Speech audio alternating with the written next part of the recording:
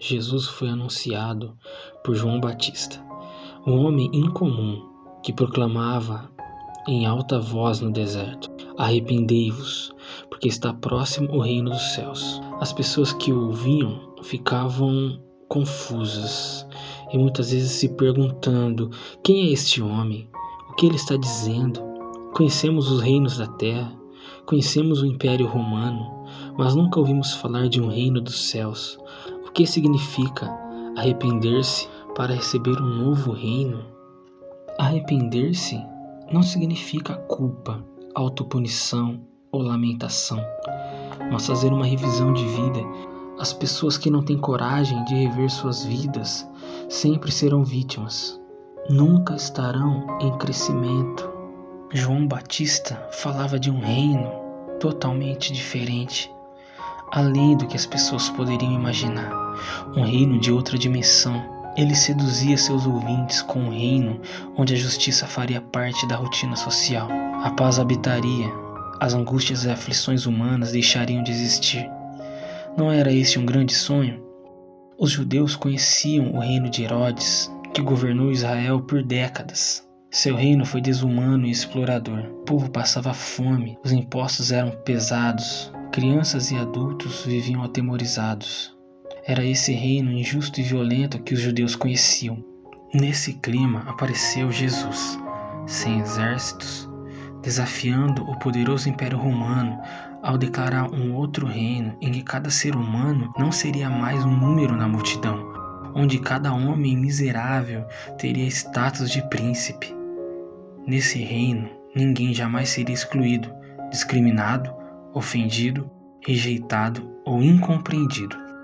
E logo após o seu encontro com João Batista, Jesus foi a Galiléia e começou a declarar na sinagoga sobre a sua missão.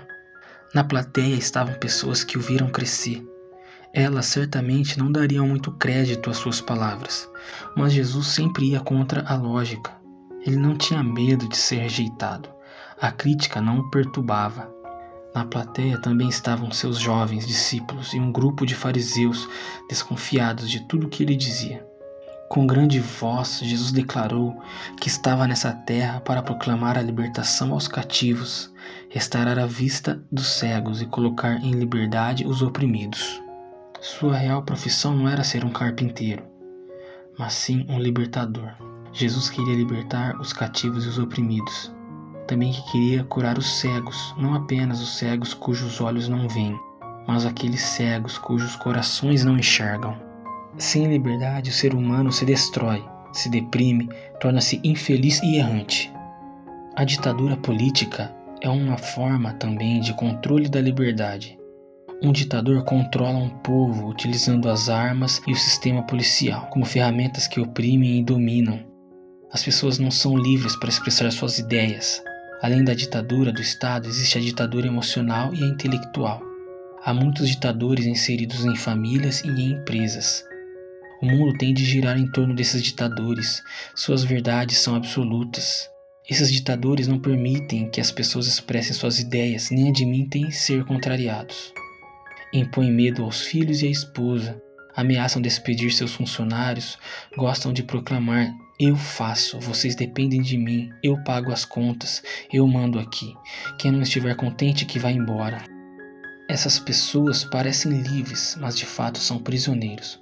Controlam os outros porque são escravos dentro de si mesmo, controlados pelo seu orgulho, arrogância e agressividade. Escondem sua fragilidade atrás de dinheiro ou de poder. Toda pessoa autoritária, no fundo, é frágil. Os fracos usam a força, os fortes usam o diálogo. Os fracos dominam os outros, os fortes promovem a liberdade. Estamos vivendo dias difíceis. A sociedade moderna se tornou uma fábrica de agressividade. As pessoas não têm defesa emocional. Pequenos problemas causam grande impacto. Ficam anos na escola aprendendo a conhecer o mundo exterior, mas não sabem nada sobre a produção dos pensamentos, a forma de controlá-los. A educação moderna, apesar de ter grandes professores, está fraca, pois não tem preparado os alunos para a vida. Temos sido vítimas de depressão, ansiedade e doenças psicológicas. Esperávamos que o ser humano do século XXI fosse feliz, tranquilo, solidário, saudável. Multiplicamos os conhecimentos, construímos carros, geladeiras, telefones, muitos equipamentos para facilitar nossa vida, para dar conforto e alegria. Porém, o ser humano nunca se sentiu tão estressado e desconfortável.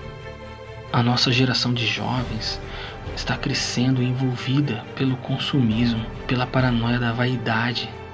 Muitos querem a fama, o status, a riqueza. Mas a fama é a maior estupidez intelectual da sociedade. Embora seja extremamente valorizada, a fama gera infelicidade. Apenas seus primeiros degraus provocam prazer. Devemos lutar sim para alcançar sucesso na nossa profissão, nos nossos relacionamentos, na realização de nossos objetivos. Mas o sucesso buscado em vista da fama pode se tornar uma grande armadilha emocional, pois frequentemente gera angústia, solidão, perda da simplicidade e da privacidade. Os jovens deixaram de admirar os seus pais, não encontram gosto em prazeres simples da vida. Querem tudo na hora, querem o troféu sem treinamento. Enquanto o mundo gosta de se aparecer, Jesus Cristo gostava de se ocultar. Jesus falava de uma liberdade diferente. Não pressionava ninguém a segui-lo, nunca tirava proveito de situações para controlar ninguém. Em meio ao medo e o caos da sociedade daquela época, as pessoas aprenderam a amar Jesus. O Império Romano as dominava, a vida era crua e difícil, mas elas estavam livres dentro de si mesmas. O amor as libertava. Nada é mais livre do que o amor. Ele transforma pobres súditos em grandes reis, e a sua ausência torna grandes reis em miseráveis súditos. Quem não ama não sabe o que é ser livre. Jesus Cristo amava a vida e a respeitava incondicionalmente. Nunca pedia conta do erro das pessoas. Não queria saber com quantos homens a prostituta havia dormido. Conseguia criar vínculos com as pessoas discriminadas, apreciá-las e perdoá-las, porque penetrava dentro delas e as compreendia. Para ele, cada ser humano era um ser único, insubstituível e não um objeto descartável. Jesus não concordava com seus erros, mas as amava independente das suas falhas.